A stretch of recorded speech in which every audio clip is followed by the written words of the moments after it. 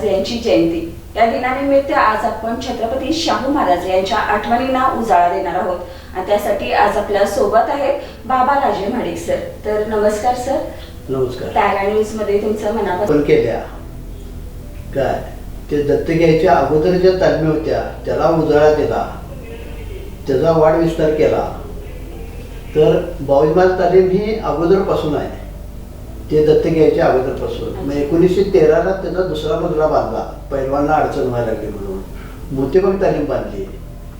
तर मैदान हे बांधलेच. मैदान हे असं आहे की कुठेही माणूस बसला तरी कुस्ती दिसली पाहिजे काय. तर असं हे मैदान भारतात हे एकमेव मैदान असं. तर त्यांचं कसं आहे, स्वतः पैलवान करत होते. त्यांची कुस्ती पण झालेली आहे मारुती रुकडीकर पैलवान बरोबर दत्त घ्यायच्या अगोदर. दत्तक आले केव्हा 10 वय असताना आले. तर मारुती रुकडीकर बरोबर झाले. मारुती रुकडीकरला त्याने जिंकल्यावर त्याने काय सांगितले त्या मारुती रुकडीकरला की तू चांगला डावपेच करतोय, खरं मी तुला ताकदीनं भारी पडलो. म्हणजे असा मोठेपणा त्याने दाखवला. परत स्वतः तालमी काढल्या, स्वतः कुस्ती करत होते. परत तुम्हाला सांगतो बालेखान उस्ताद हे त्यांना लाठी दानपट्टा शिकवायचे. धारवाडला ज्यावेळी हे शिकायला गेले त्यावेळी ते बालेखान उस्ताद सुद्धा होते बरोबर. परत गणपत शिंदे मोठे पैलवान शाहू महाराजचे, त्यांचे वडील दिनकरराव शिंदे, कागलला त्यांचं नाव पण आहे त्या तालमीला दिलेलं, ते पण ह्यांची अवस्था. त्यानंतर इथं दत्तक आल्यावर त्यांनी जे पैलवानी जी वाढवली, तर पंजाब आणि उत्तर, तर आत्ताचं हे आपण पाकिस्तान म्हणतोय ते त्यावेळी पंजाब आणि उत्तर म्हणायचं. तर त्यावेळेचे तिकडले जे पैलवान यायचे ते इकडल्या पैलवांना मारायचे. ह्यांना जरा विचार करावा लागला. मग रावजी सांगावकर पाटील वस्ताद, त्यांना कोल्हापूरला आणलं. त्यांना वस्ताद म्हणून नेमणूक केल्यावर त्यांनी असे काही डावपेच शिकवले की तिथून पुढे ही सगळी मोठी पैलवान म्हणजे त्यांना टक्कर देणारी झाली, पंजाब आणि उत्तरची पैलवान. आणि जगात अनेक राजांच्याकडे पैलवान होते. कोल्हापुरातल्या काही सरकार लोकांच्याकडे पण पैलवान होते, खानविलकर सरकार, दादासाहेब वगैरे. पण किती 5-6 पैलवान. पण राजर्षी शाहू महाराजांच्याकडे 150 पैलवान होते. त्यांचा त्यावेळी खुराकाला खर्च 30,000 रुपये महिन्याचा, आणि तो पण स्वतःच्या कष्टानं मिळवलेले पैसे त्यातला ते खर्च करायचे. बाकीचा शेतसारा वगैरे आलेला वगैरे ह्यात ते पैसे हे करत नव्हते, स्वतःच्या मिळकतीतले पैसे खर्च करत होते. तर त्यावेळी विचार करा, पंजाब आणि उत्तरमधून जे पैलवान इकडं आले, जगज्जेता गामासारखा सुद्धा भावाला घेऊन इकडं आला, इमाम बक्षाला, किकर सिंग आला, लब्बू पैलवान, बिद्दू ब्राह्मण, गुलाम आलिया, रहीम बक्ष सुलतान लाहोरवाला, गुलाम मोहम्मद कलेवाला, नावं घेईल तेवढी थोडे.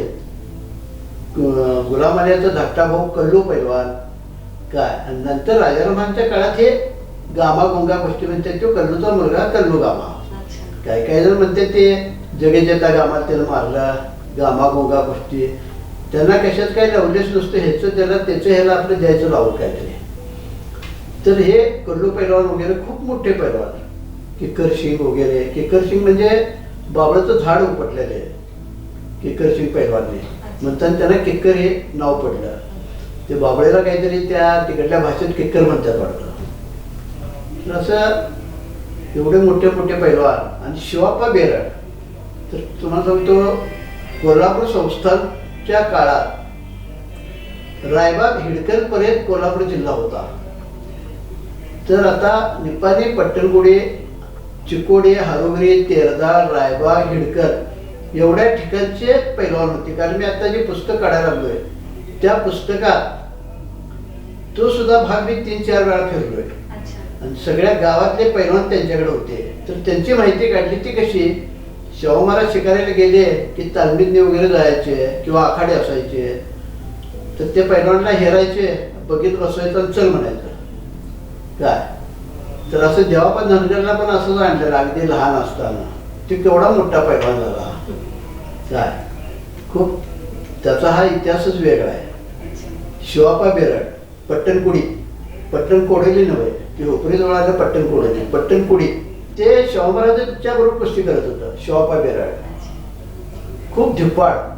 त्यांना केव्हा तरी गावी ये जा करायला एक घोडं दिलं होतं. त्या घोड्याची नाल एवढी मोठी आहे, तर ते घोडं केवढं असेल आणि हा पैलवान पण केवढा असेल. तर त्याचे फोटो वगैरे सुद्धा मी सगळे गोळा केले आहेत. हा इतिहास मी सगळा लिहायला लागलोय. 1891ला बौजमाल दर्ग्यात कुस्ती झाली. हे 1912ला मैदान तयार झालं आणि 1913ला पहिली उद्घाटनची कुस्ती झाली. जडेजाचा गामाचे धाकटे भाऊ इमाम बक्ष आणि खलिफा गुलाम मोहिद्दीन हे बॉक्सर महाराजांचे पैलवान. ही कुस्ती उद्घाटनची पहिली झाली. तर त्याच्या अगोदर भवन मंडपातले फोटो आहेतच. तिथं कुस्तीचं मैदान होत होतं, पॅलेसवर होत होतं आणि बॉयजमाल दर्ग्यात एक होती. ते तिकीट लावून होत होती खरी मैदानं. तर राजर्षी शाहू महाराजांचा उद्देश काय की तिकिटानं मैदान लावा, पैलवानची किंमत कमी करू नका, ठेकेदारलाही 4 पैसे मिळायला पाहिजेत आणि पैलवानला त्यातनं 4 पैसे जादा मिळायला पाहिजे. काय हा असा उद्देश. तर छत्रपती शाहू महाराज हे दूरदृष्टी असणारे राजे होते, तर त्यांची काही उदाहरणे सांगाल काय सर तुम्ही? तर काय एवढ्या सगळ्या समाजाला ज्या जागा दिल्या, काय अशी एक काहीतरी त्यांना वेळ आली आणि त्या वेळेला त्यांचे डोळे उघडले. त्यांनी तिथनं पुढं हे सगळं करायला ठरवलं आणि सगळ्या समाजाला जागा दिली आहे. तर तुम्हाला सांगतो, आता हा आदिल परस नगरसेवक तो मला म्हटला की बाबा काका म्हटला, बघा मुस्लिमांनी एवढं 100 वर्ष 150 वर्ष राज्य केलं, मुस्लिम समाजाला कुठे 1 इंच जागा दिली काय त्यावेळी, आणि राजर्षी शाहू महाराजांनी केवढ्या जागा दिल्या, आमच्या समाजात पण केवढी मोठी जागा दिली, अशा सगळ्या समाजाला जागा दिल्या. म्हणजे काय तर असे राजे जगात होणे नाही. राजर्षी हा किताब फक्त राजर्षी शाहू महाराजांनाच मिळाला आहे. आणि त्यांचा दूरदृष्टी भयंकर प्रश्नच नाही. काय तुम्हाला एक कसं सांगतो, रंकाळा तलावाचं बांधकाम केलं आणि ते गौंड्यांना इंग्लंडला नेलं. काय तिकडले काय काय दाखवायला, तर दुभाषा यांच्याबरोबर असायचा. मग तिथल्या एका माणसानं चेष्टा करायला गौंड्याला म्हणलं, विचारलं ते रंकाळा तलाव बांधलाय, त्याला पायऱ्या किती आहेत? ह्याला काही गौंड्याला इंग्लिश येत नव्हतं. गौंडे म्हणून सांगितलं त्या दोभाषीवाल्याला, त्याला विचार तुझ्या बायकोच्या हातात काकणी किती आहे? तर तिने विचारल्यावर ते तिथलं निघूनच गेले. ते म्हणजे अशी लोक. कृष्णा भालेकर नाभिक समाजाचे, त्यांनी काय केलं, डोक्यापेक्षा उंच गवताचा भाराचा सहज उचलला आणि डोक्यावर घेतला. हे तिथनं बघितलं निघालेले, बघितलं उतरले आणि म्हणले हे पैलवान ते भारा खाली टाक. जी महाराज ठेवला खाली, परत उचल. असं 2-3 वेळा त्याला करायला लावलं.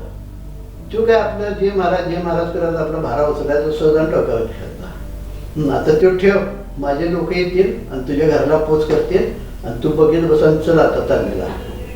तर कृष्णा भालेकर कोण एवढे भारी पैलवान झाले, इंग्लंडला त्याने नेलं महाराजांनी.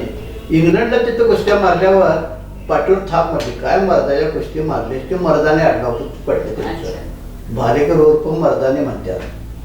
काय तर त्यांचे सुद्धा मी फोटो, सगळा इतिहास वगैरे सगळा गोळा करून आणलाय. तिची आता 4थी पिढी त्यांनी जमीन दिलेली आहे. ते कसं बघा.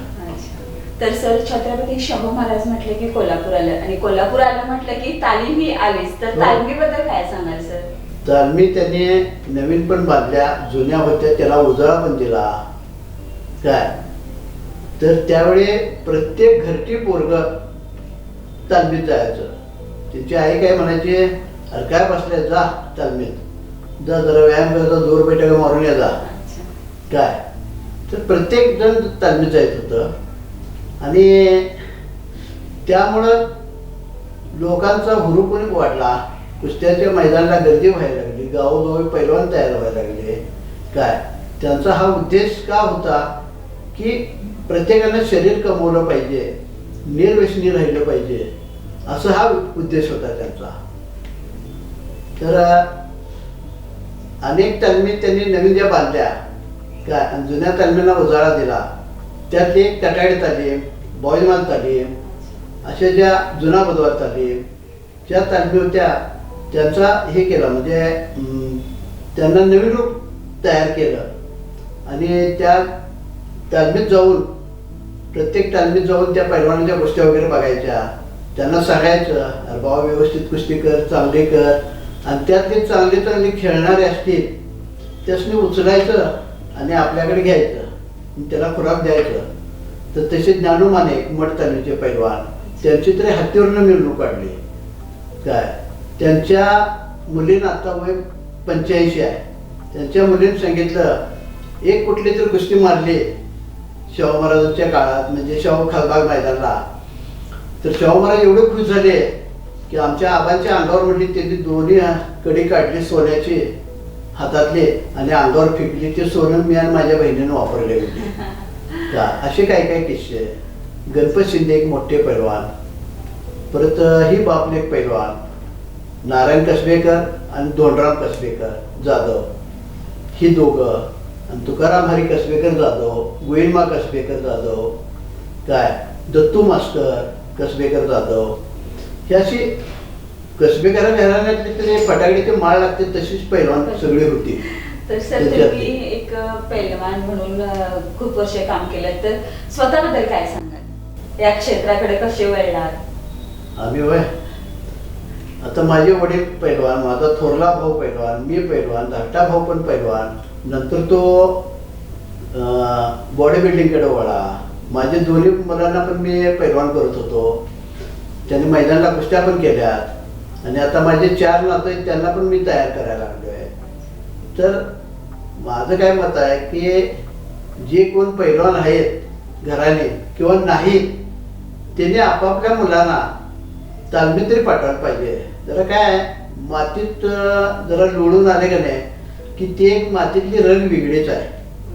काय हां आता व्यायाम वगैरे करते, ते व्यायामशाळा वगैरे आहे, सगळं खरं आहे, खरं मातीत पण जरा लोळून आलं पाहिजे. कारण हा मातीतला जो रग आहे किंवा कस आहे ते वेगळंच आहे. जोर बैठका मारणे, करेला फिरवणे, काय कुस्ती करणे. तर कुस्ती करायला लागल्यावर आपोआप सगळे एकमेकाला बघून डावपेच पण येतात. काय ते काय मुळातच कोण डावपेच असं शिकत नाही, शिकलेलं नाही.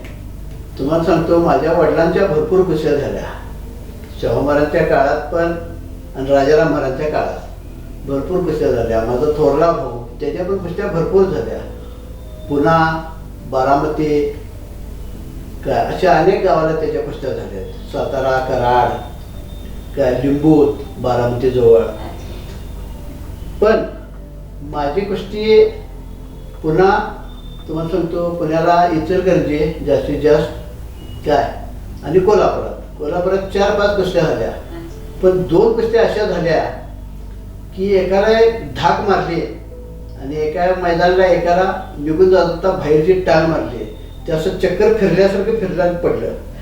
काय तर त्यावेळेस सगळं मैदान उठल्यालं ओरडत, म्हणजे असं डावपेच मारणाऱ्याकडे का नाही लक्ष असायचं.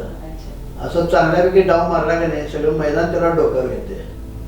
अशा 1-2 कुस्त्या माझ्या मात्र भारी झाल्या. माझ्या काही जास्त कुस्त्या झाल्या नाहीत. काय पण मी भरपूर मैदानं बघितल्यात, आणि माझ्या वडिलांना मी आत्तापर्यंत 57 सालापासून जवळजवळ 14 ते 15 कुस्त्यांचे मैदान केलेले आहे. ती पण काही पोटा करता नाही, शोक म्हणून. खूप छान सर. पूर्वीचं कोल्हापूर आणि आत्ताचं कोल्हापूर पाहिलं तर काय बदलाव वाटतोय सर तुम्हाला? काय पूर्वी ज्या तालमी घुमत होत्या सगळ्या, पण आत्ता काही काही त्या गल्लीतल्या कमिट्या तालमीच्या तसली काय वाटते कोणास ठाऊक. पहिलं तालीम बांधताना पहिला तो आखाडा मोजवून टाकायचा. काय त्यासने राष्ट्रपती पुरस्कार देणार आहे काय समजत नाही. आणि आज ना उद्या त्यांचा मुलगा किंवा नातू पंतू कोण जर पैलवानी करायला लागला तर त्यानं कुठल्या तालमीत जायचं मग? हां व्यायामशाळेत पण त्या गल्लीतले राजकारणात हे ते वाद होत्यात. काय तर प्रत्येक तालमीत हा आखाडा पाहिजेच. तुम्हाला सांगतो आता माझं वय 71, तर एक 65 वर्षापूर्वी आमचं वडील आमच्या आईला सांगत आलं, अरे ती भुई गल्लीत तालीम आहे का नाही, तर तालमीतला आखाडा मोजू ना. काय गल्लेवाल्याने मुजीरा बघ. मग मी ती सुद्धा टोपकर गुरुजींच्याकडनं माहिती काढली. तर होय म्हटले, त्याला काहीतरी कारण घडलं आणि त्यावेळी तो आखाडा मुजवला गेला. हे पहिलं त्यावेळी ऐकलं. आणि आता काय काय तालमीची काय मी नावं सांगत नाही काय, त्यासनी काय वाटते कोणाला तो आखाडा मोजून त्या जागेत काय करतात काय नाही काय. बऱ्याच तालमीतले आखाडे असे मोजवले गेलेले आहेत. तर सर तुम्ही मगाशी नुकतंच म्हणाला की तुम्ही एक पुस्तक लिहिताय, तर त्या पुस्तकाबद्दल काय सांगाल सर? पुस्तकात तुमच्या माहितीला सांगतो. पहिले महापौर बाबासाहेब उर्फ नारायण कसबेकर, त्या बाबासाहेबांचे धाकटे भाऊ जी.डी. कसबेकर म्हणजे जनार्दन धोंडराम, त्यांच्याकडे जो तुकाराम हरी जाधव कसबेकर उर्फ पठाणी पदवी दिलेली, त्यांचा जो जाहिरातीचा जो खजिना होता तो त्यांनी मला दिला आणि त्याच्यावर मी पुस्तक लिहायला लागलोय. तर पहिलं पुस्तक मी 1922 पर्यंत एक काढतोय. 1891 पासून त्या कुस्त्यांच्या जाहिराती आहेत माझ्याकडं. तर 1891ला बॉयलमन दर्ग्यात कुस्ती झाली होती. पहिले महापौर बाबासाहेब उर्फ नारायण कसबेकर, तर नारायणांची कुस्ती झाली. आणि बॉम्ब्या पुणेकरांचे पंतू सुद्धा मी हुडकून काढले पुण्यात जाऊन. परत कुरुंदवाडचा एक करीम पैलवान म्हणून आहे, त्याने मला काय काय अशी मदत केली, काय काय वंशज हुडकायला. तर तुम्हाला सांगतो त्यावेळी 5 ते 6 रुपये तोळा सोनं असेल, त्यावेळी ते 2 रुपये तिकीट होते त्या कुस्तीला. 2 रुपये, 1.5 रुपये, 1 रुपये, लहान पोरासने 8 आणे. 5 ते 6 रुपये तोळा सोनं असेल त्यावेळी. म्हणजे भारतातली ही 1 नंबरची पैलवान नारायण कसबेकर.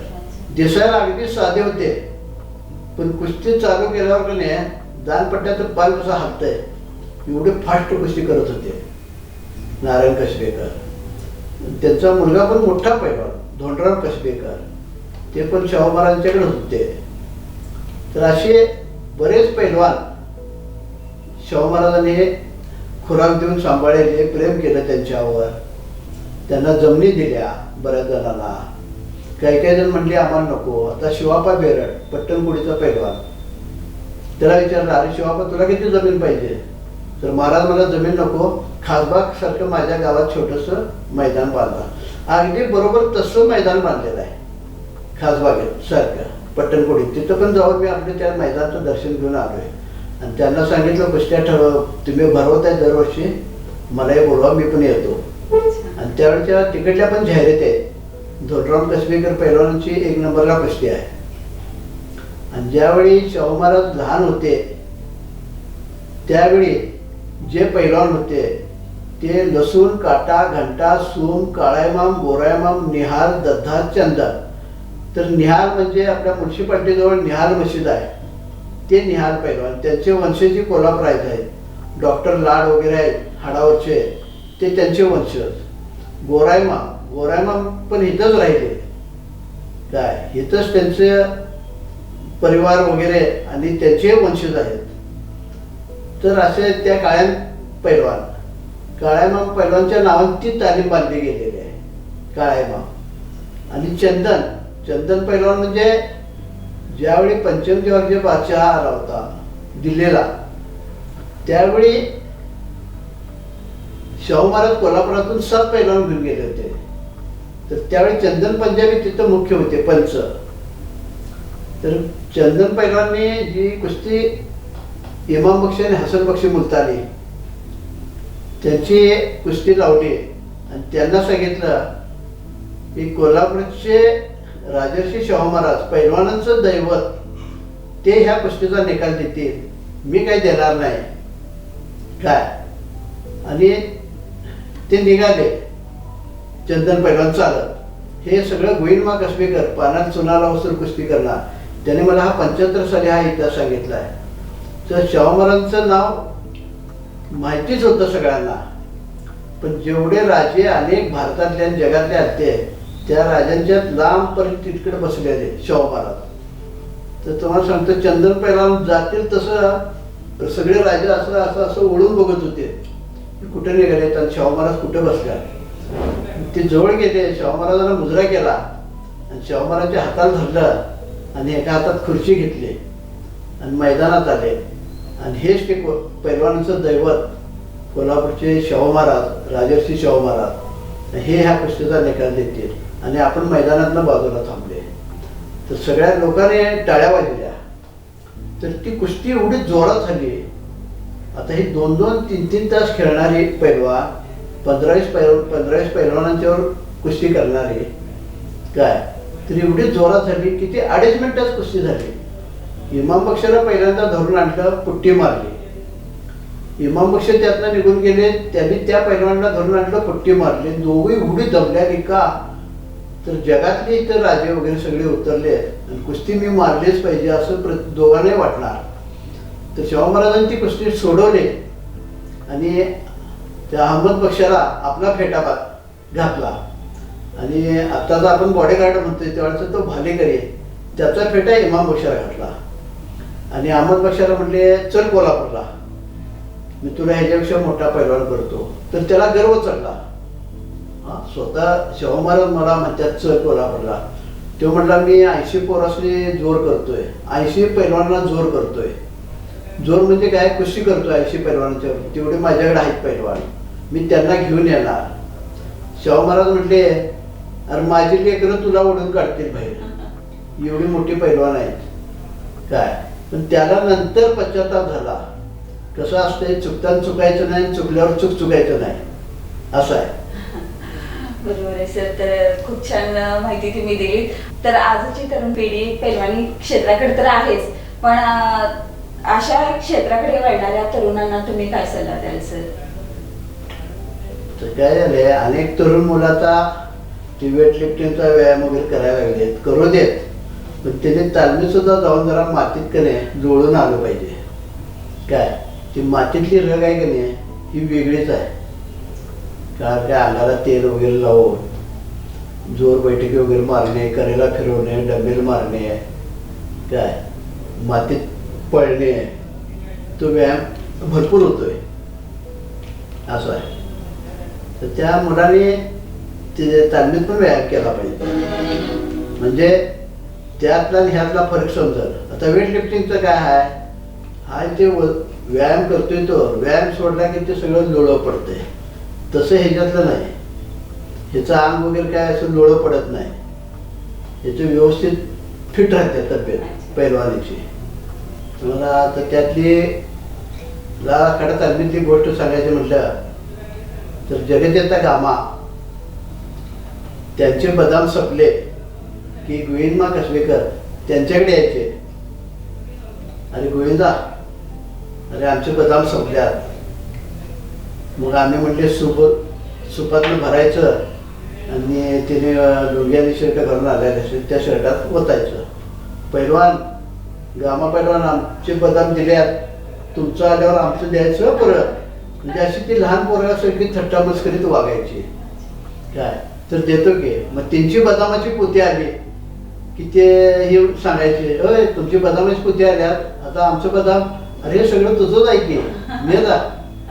काय तर कुस्ती करताना सुद्धा एकमेकाची थट्टा मस्करी अगोदर, नाही नाही मला आज करायची नाही, कुस्ती कंटाळा आलाय. मग तिने पण गामानं पण असं बारक्या पोरग्यासारखं हे करायचं, नाही नाही गोविंदा मी तुझ्यावर असतो कुस्ती करणार. मग हे पण नाही नाही मला आज कंटाळा आलाय, काय म्हणजे अशी थट्टा मस्करी व्हायची. हे सगळं गोविंदमा कसबेकरने मला भरपूर हा इतिहास सांगितला आहे. परत गामाने इमाम बक्षी यांना बगीतून फिरायला नेलं. काय काय टाइम ते फिरायला गावात जाऊन येतो म्हटले की बगीतनं जायचे फिरायला. तर त्यावेळी ज्ञानू भांडळे पैलवान शाहूपुरीत पहिल्या गेलेला त्यांना घर दिलेलं आहे शाहू महाराजांनी. ते जुनं घर आहे तसंच आहे, त्यांचे पंतू आता आहेत. ते ज्ञानू भांडळे वाट बघतच असं आहे, असले बगी कवा देतात आणि कवा फिरायला निघतात. ते लय विनोदी पैलवान, मोठा पैलवान. ते उभारायचे आडवे यायचे बगीच्या, हो गामा पैलवान हत्ती पिसाळ आहे, तिकडे येऊन सोड हात घालून काहीतरी करल. अरे जानू शाहू महाराजांच्या कृपेने त्याला एकदा तरी मागे सरतो रे, असं म्हणायचे. सर तुम्ही बोलला की तुम्ही इतक्या कुस्त्या केल्यात, मैदान गाजवले, तर त्यावेळी तुमचं दिवसाचं नियोजन किंवा स्वतःच आहार व्यायाम कसा प्रकार करत होता तुम्ही? तुम्हाला सांगतो मी पहाटे 4:15ला उठत होतो. 4:15ला उठून आवरून घरात एक 500 बैठक मारायची वडिलांच्या समोर. तिथून कपडे घालून परत पळत जायचं. मग दीपक मानकर पुण्याचा माजी उपमहापौर, तो पैलवान करायला कोल्हापुरातच होता. मग तो तयार असायचा. तेव्हा आणि मी दोघं जण लंगोट्यावर पळत जाऊन न्यू पॅलेसच्या चौकात तिथं 500-500 बैठक मारायची. आणि पळत जाताना हातातनं दगड घेऊन जायचो आम्ही. का तर वाटेवर झोपडपट्टी होत्या, तिथली कुत्री मागे लागायची. काय तर तिथं 500-500 बैठक मारून तिथनं पळत परत मठ तालमीत यायचं आणि तिथं कुस्ती मेहनत वगैरे करायची. सायंकाळी सुद्धा मी शाळेतनं आलो की दीपक वाट बघत असलेला असायचा. त्याचा जोडीदार भाजीपाला वगैरे मटण आणायला गेलेला असायचा. तेव्हा मी जोर मारायला चालू केलं की तो मी 1100चा दम फक्त हात असा उचलायचा, असा नाही, 1100चा दम न थांबता, आणि तो 1500चा दम मारायचा. त्यानंतर आम्ही दोघे एकमेकाला डावपेच वगैरे शिकायचे, मॉलिश करायचे एकमेकाचे. आणि अजूनही आम्ही दोघं जण एकमेकाची मॉलिश करतोय. त्याला नातू झाले, मला नातू झाले तरी. आणि मी केव्हा तरी त्यावेळेस जेवायला वगैरे असायचं तालमीत. तर किती 1.5 किलो मटण दोघात, 4-4 चपात्या आणि अर्धा शेर तूप. काय एवढं आम्ही एका ताटात बसून जेवायचं. आणि अजूनही आम्ही एका ताटात बसूनच जेवतोय. मी पुण्याला गेलो तरी त्या ताटात बसून जेवतोय, ते कोल्हापूरला आलं तरी माझ्या ताटात बसून जेवतोय आम्ही.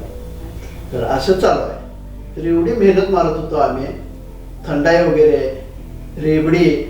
रेबडी म्हणजे तूप आणि दूध मिक्स केलेली. तुपाला पहिले कड आणायचा, त्यात वेलदोडा वगैरे टाकायचा आणि त्यात मग दूध ओतायचं आणि त्याला परत उकळी आणायची आणि ते प्यायचं. आणि आखणी म्हणजे मटणाची हाडं, मटण असलेली, ती सकाळी ती शिजत ठेवायची 1 शेरभर पाण्यात. ते अर्धा शेर झालं पाहिजे एवढं आटवायचं ते. आणि ते पिळून घेऊन त्याला तुपाची फोडणी द्यायची, त्याला आखणी म्हणतात. तर असं आम्ही दोघं पण पित होतो. बाकीचं काय दूध वगैरे नाही आहे, थंडाई आहे काय. तर भात वगैरे असं काय आम्ही खात नव्हतो त्यावेळी, क्वचितच. तर आज बाबा राजे महाडिक सरांनी आपल्याला कुस्ती आणि शाहू महाराज यांची खूप छान माहिती दिली आणि आजच्या तरुण पिढीलाही खूप छानसा संदेश दिलाय. तर सर, आज तुम्ही आमच्या स्टुडिओला भेट दिल्याबद्दल धन्यवाद.